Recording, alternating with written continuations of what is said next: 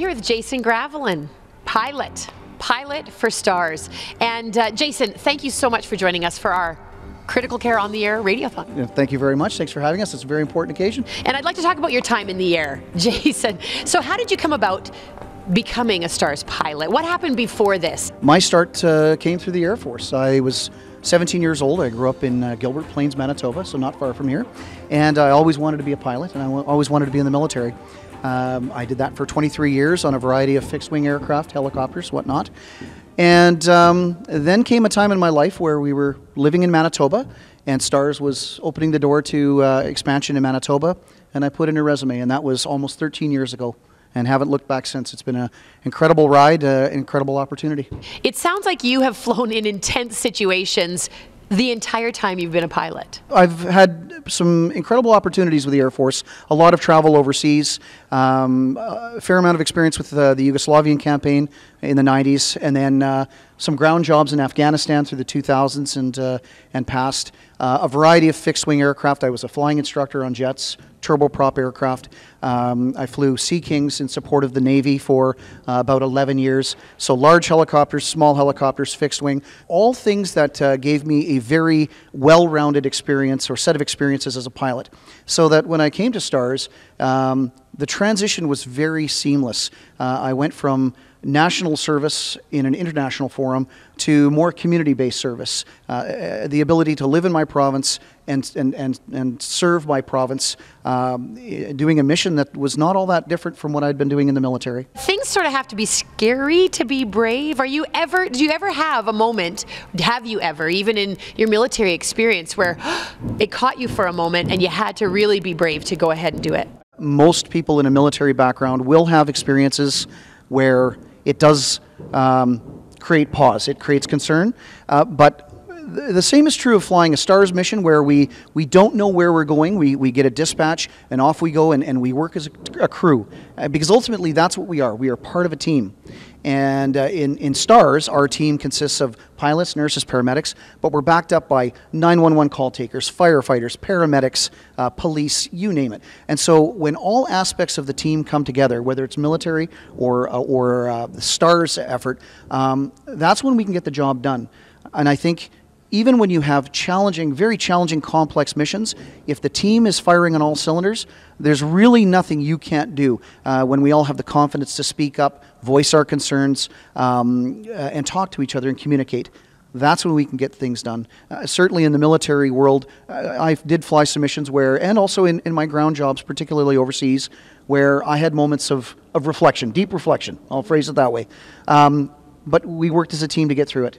And the same is true of Stars. When all the elements of the team come together, we have very successful missions and good outcomes. Help us be in your seat. What is the environment in a helicopter where there is serious trauma, where time is of the essence? It seems to me there could be a heightened sense of let's go, or where are you going, or what direction, and it could get pretty hairy. Is it ever, and what's it like in there? We purposely try to slow things down. First and foremost, safety is our #1 priority.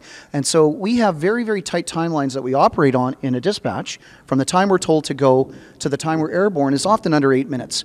And it sounds very fast, but it's a set of well-rehearsed actions that every member of the crew follow. We know the role we have. We know the things we have to do to be ready for a dispatch. And so we do them professionally and quickly and safely. As a pilot, my role is to, first and foremost, fly the helicopter. It's the safety of the crew and completion of the mission. But in doing that, I'm checking weather. I'm checking the NOTAM system, so the notice system of airports and airfield support. I'm looking at the support facilities that we might have at a sending hospital, or thinking about the communication I need to have with firefighters or ambulance personnel on the ground when we get there. We never charge into a situation without giving some thought and some purposeful planning to it, but we do it fairly quickly. In the helicopter, it's a cramped environment. We have multiple radios going on. We have navigation systems. We have the aircraft systems. And the two pilots, again, working as a team, we manage that. And that frees up the medical crew to do the magic, to do the important work that they do, which is take care of the patient, come up with a treatment plan. And again, when the team comes together, we have great missions. Yeah, talk about an exercise in focus and knowing what your job is and being able to do it. I'm incredibly impressed. Do you have a memory of a trip that you did as a team and you kind of, whether it was weather or an especially challenging place to land or all of that, do you have a story or a memory of where you kind of landed and you went, guys, we did it? One does come to mind. We went to a scene response. A person had a long fall in a remote lake in northeast of Winnipeg, so inaccessible by any other means but the helicopter. And unfortunately, where this person had landed in their fall, we couldn't land the helicopter there. So what we did was we essentially landed on a rock on this island, and that allowed our medical crew to take the equipment off, and the rock wasn't much bigger than the skids of the helicopter, and they began treatment of the patient. Meanwhile, the other pilot and I relocated to another island, and again, it was the size of the skids on the helicopter, and we repositioned, and they were able to stabilize the patient, get treatment, put the person in the boat, the three of them together with the person operating the boat. They boated over to the running helicopter. We put the patient on board, and then we had a series of stops along the way to get fuel, where they also conducted more medical treatment and examination. And we got the patient back to Winnipeg, and he had a successful outcome. All of that took the entire crew working together to position the helicopter, to come up with a plan of where are we going to go, how are we going to get you to that patient so that you can start your treatment plan, but more importantly, how are we going to get you out of here so this patient has the best chance of success. And that took all four of us working together as a team. And again, when you're firing as a team, there's nothing that can stop you. We have some photos of the area that we land in, and I often look at those photos and I reflect on it. I think, how did we do that? Well, we did it because everybody did their job. We worked together, and we did it safely. But we did it effectively. Boy, I love the teamwork that you're talking about and how essential that is, and what expertise you guys bring to that team. How far do you go? Like, how far is the farthest that you've flown with this thing? Pretty much in southern Manitoba. The sky's the limit. To the southwest, Deloraine, Melita, Pearson, down to the southwest corner. To the southeast, Vita, Sprague, Piney. And then north, Swan River. We've been there many times. All the way across to Barons River, Bloodvein, Pongassi, Little Grand Rapids. We've even done calls Gypsumville and as far as Grand Rapids. So quite a wide swath of what we would consider southern Manitoba, but really, if it's within the provincial boundaries, we're considered for it. Is it incredible for you that you're not a doctor, and your hands aren't on the patient, but really you are part of a life-saving mission? It is something I reflect on frequently. And again, it really comes down to the team. My part of the job, I often joke, I try to be light with it, but I drive the truck. I fly the helicopter.